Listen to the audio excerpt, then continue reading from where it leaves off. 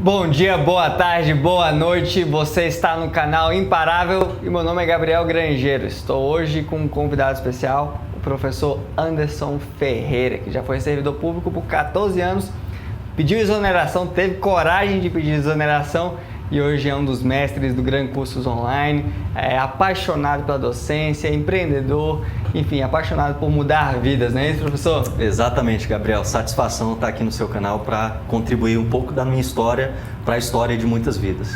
Professor, uma coisa que me deixa muito admirado é que à medida que eu vou conhecendo os membros da nossa equipe, eu conheço várias histórias que eu nem imaginava que eles tinham. Então, cada pessoa aqui tem uma história de superação, uma história de luta, não necessariamente é uma história de superação financeira, existem vários tipos de superação e eu fico admirado com o tanto de vencedores que nós temos aqui na equipe do Gran. Queria que você compartilhasse aí um pouquinho das suas origens, de como começou essa sua história.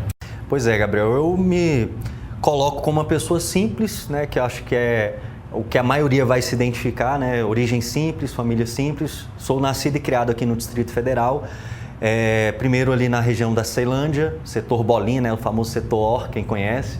E depois, né, minha família ganhou ali, né, o direito a uma habitação numa região mais afastada, um pouco mais carente ainda, conhecida aqui como Santa Maria, ali já fronteira com Goiás.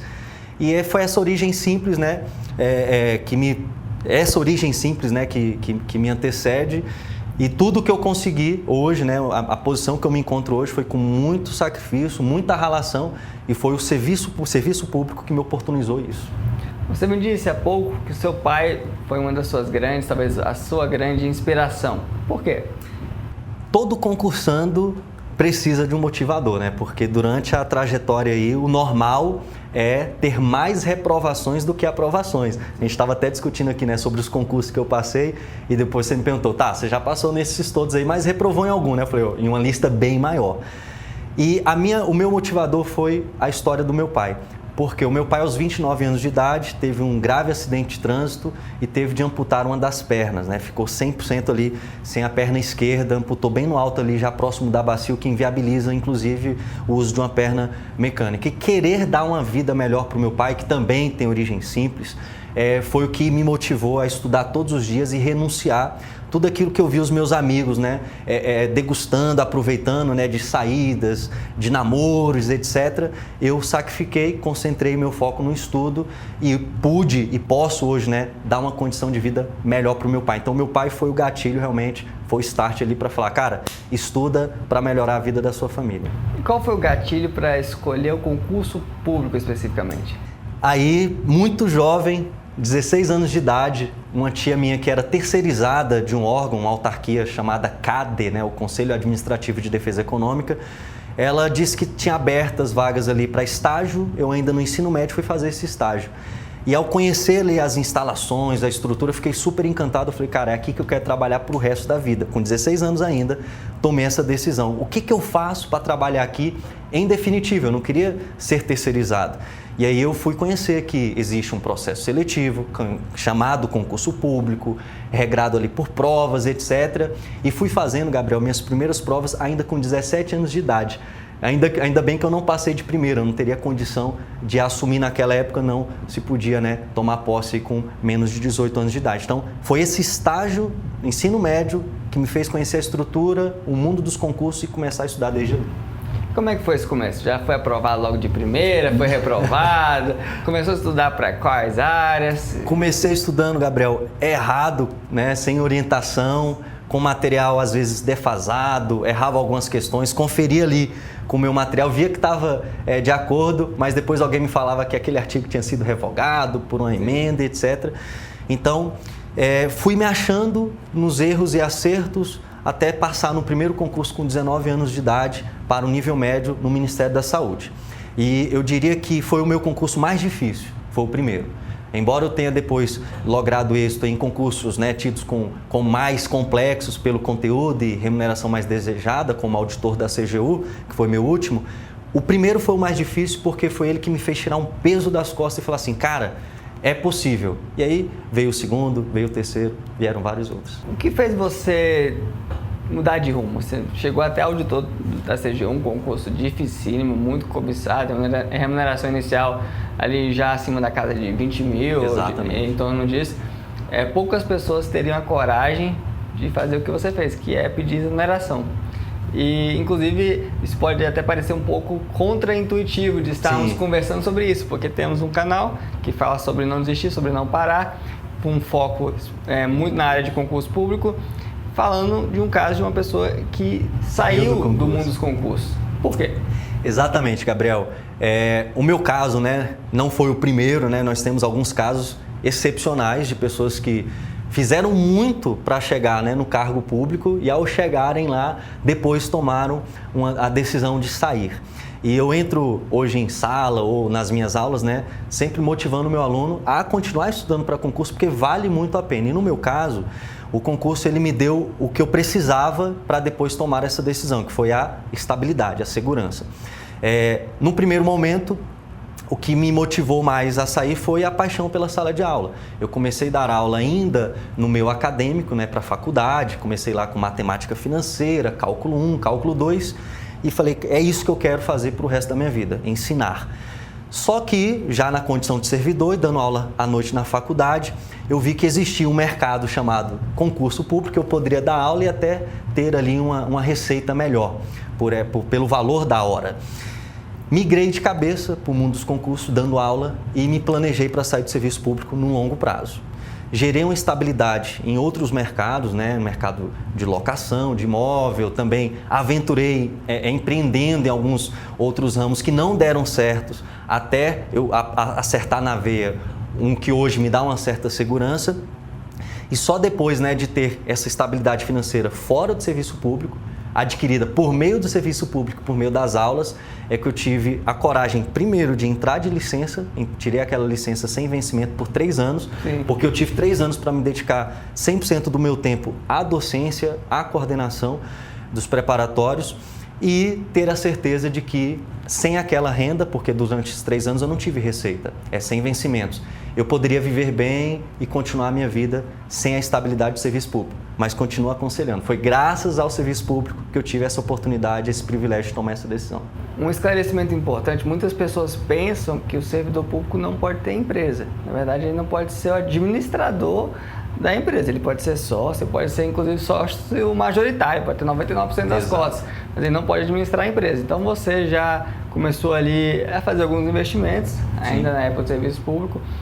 O serviço público mudou a sua realidade, mudou o seu padrão de vida, abriu novas portas como professor, enfim, e com isso você viu ali outras possibilidades. Claro, sempre se dedicando bem ao cargo público, né? Porque não é só bater ponto, é fazer um serviço de qualidade. Exatamente. E o serviço público te dá essa regularidade de você poder se organizar na sua hora ali de expediente e depois, né, associar aí a outras atividades que implicam também em conhecer alguns mercados, né? E como você bem colocou, ele não pode ser sócio administrador gerente por força do tempo que se exige, né? Você que é dono de empresa sabe o quanto que um sócio gerente que realmente administra é demandado em relação a tempo. Mas ele pode sim colocar ali o seu capital e ser sócio, né, sem ser gerente e conciliar algumas coisas aí. Foi o que eu fiz no primeiro momento antes de largar o serviço público.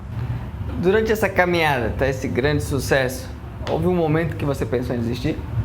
Vários, eu diria, né? Toda prova que você se dedica, não estou falando daquele concursando que é aventureiro, que a mãe ou o pai paga a inscrição e vai lá fazer. Não, estou falando do cara que, com sacrifício, paga a sua inscrição, se dedica ali um tempo pré-edital, pós-edital, já vindo de algumas outras derrotas, né?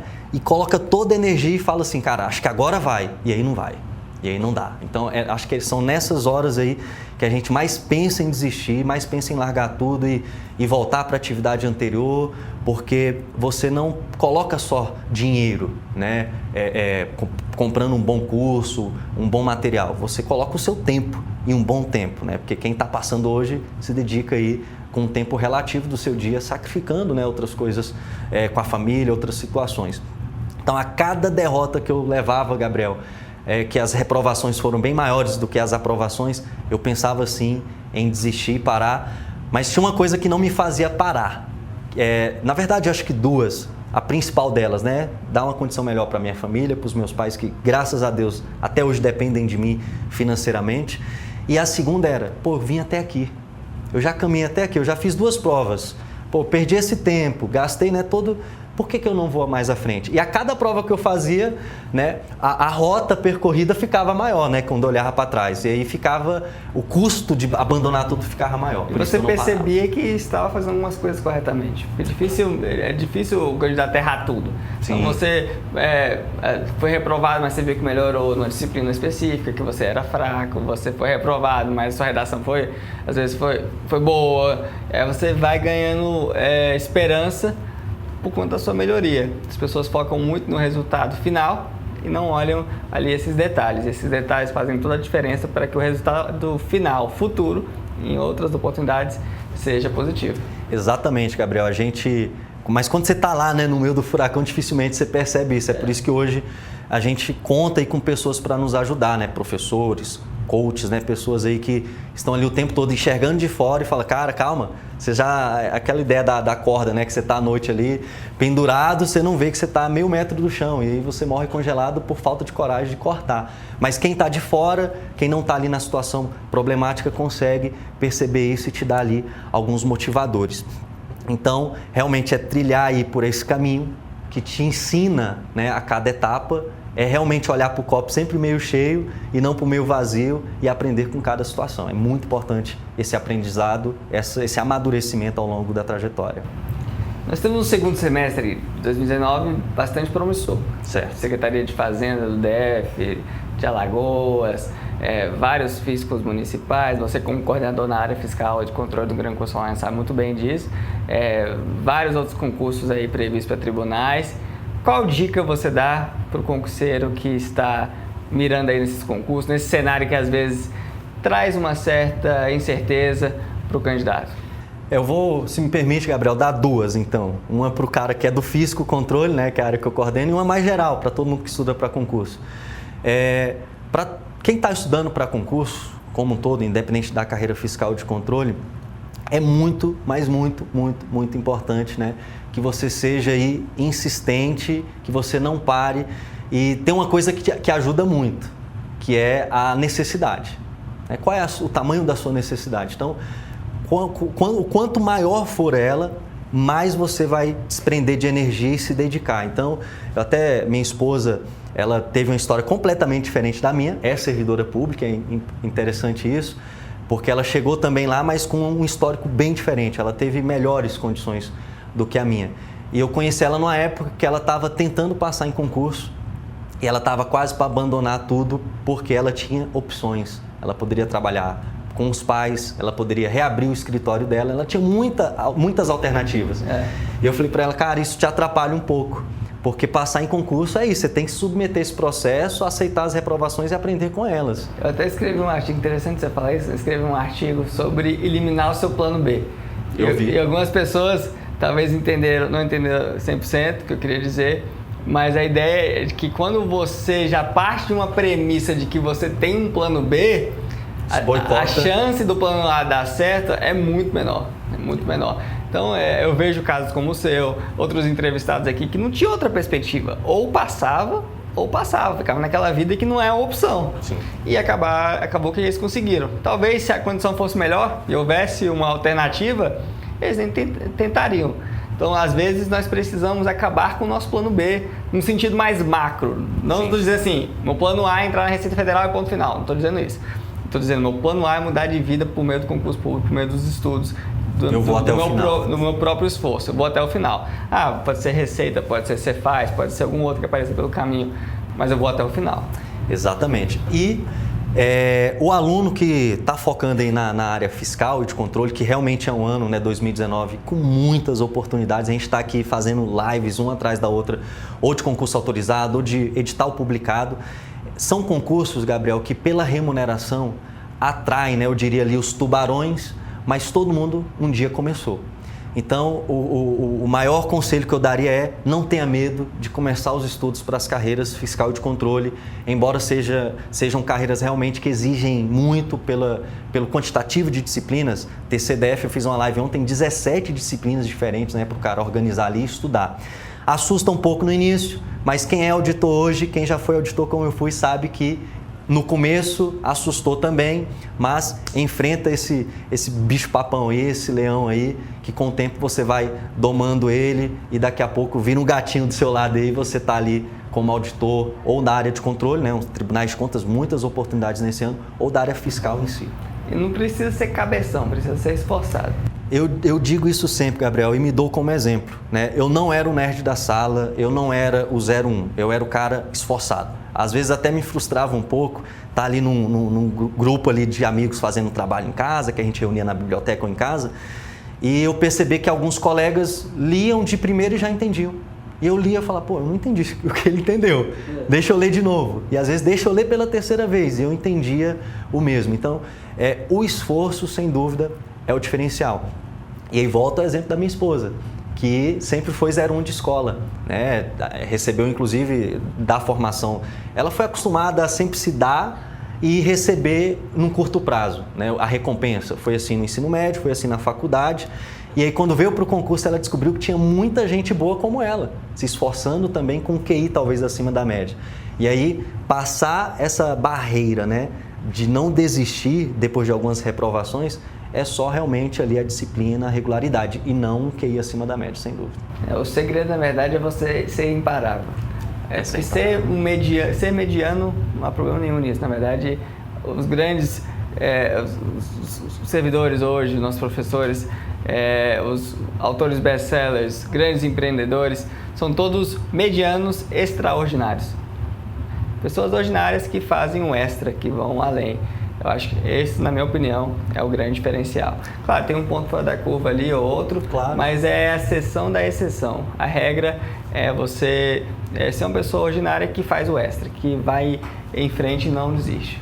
Tem exceções para os dois lados, né, Gabriel? Tem aquela pessoa que tem maior dificuldade também e leva mais tempo do que o normal, né? Eu já tive histórias de alunos que tinham problema mesmo assim de saúde, né, para mentalizar, para associar cognitivo e que tiveram que se submeter ao processo de estudar para concurso por mais tempo. E tem uns cabeções aí fora da média que todo mundo deve conhecer alguém, né? Eu conheço um, mas eu nunca sou um. Mas às vezes esse cabeção é porque ele estuda muito. E já estudou quanto, né? Ele já estudou, a pessoa, quando você estuda muito desde cedo, você começa a conectar os pontos com mais facilidade. Fácil. Não é porque você é inteligente, cabeção, é porque você desenvolveu essas conexões. As pessoas às vezes pensam, até mesmo que eu, pela minha idade, tem alguma coisa diferenciada. Não é isso, é porque tem uma empresa relativamente grande, num segmento, pensam que há algum tipo de menino prodígio ali, mas não é isso. Nasceu diferente, né? Não, muito estudo desde sempre e uma boa conexão dos pontos. Eu acho que é isso que a gente tem que trabalhar para ter na nossa vida. A regularidade do estudo, sem sombra de dúvida, eu diria que é um grande segredo, né? As pessoas inventam aí os 15 pilares, né? As 30 regras da aprovação, siga até a última, mas o foco mesmo tem que ser no estudo constante. É por isso que você vê aí bons exemplos da galera que foi militar, né? Conseguindo êxito em vários bons concursos. Por quê? Porque o cara lá aprendeu a ter disciplina, né? A seguir o que foi combinado. E o concurseiro hoje ele tem que ser profissional, Gabriel. Ele tem que ter horário para começar os estudos, para fazer a pausa, para retornar e para finalizar. Isso daquilo que foi planilhado. Se sentou e se perguntou o que eu estudo hoje, está errado, né? Porque você já tem que sentar com o seu material apropriado do dia, com tudo cronometrado para ter o maior rendimento possível. É isso aí. Só para recapitular, o professor Anderson já foi aprovado. Quantos concursos? 8 concursos. 8 concursos. Eu não vou nem listar aqui, vou arriscar alguns. Ministério da Saúde, BRB... Eu comecei no BRB, fui para o Ministério da Saúde, fui para o Ministério de Minas e Energia, depois fui para o Conselho Federal de Economia, foi meu primeiro concurso de nível superior. Fui para o Ministério da Justiça, depois Policial Militar Praça, Policial Militar Oficial e o último fui aprovado como auditor da CGU. Hoje é professor e coordenador do Grêmio Cursos Online na área fiscal de controle. É um mestre muito querido na disciplina de AFO por todo o Brasil e a gente fica feliz que ele pediu exoneração, porque hoje pode aqui trabalhar conosco nesse ritmo acelerado que nós temos. Então, isso demonstra muito bem que o concurso público pode ser o início para você, o início de uma nova vida, o início de uma nova trajetória. Não precisa ser o fim, pode ser o fim também, se você quiser, mas aí fica ao seu critério, conforme as portas da vida se abrirem. Muito obrigado, Anderson, pela participação. Eu que Um grande agradeço, prazer estar Gabriel, aqui o com você. convite. Um prazer, tá? Ter participado da entrevista e contado um pouquinho da minha história. Eu espero que ajude, que motive você que se identificou em um ponto ou outro a se manter firme aí no projeto do seu estudo, porque valerá a pena. Disso eu não tenho dúvida.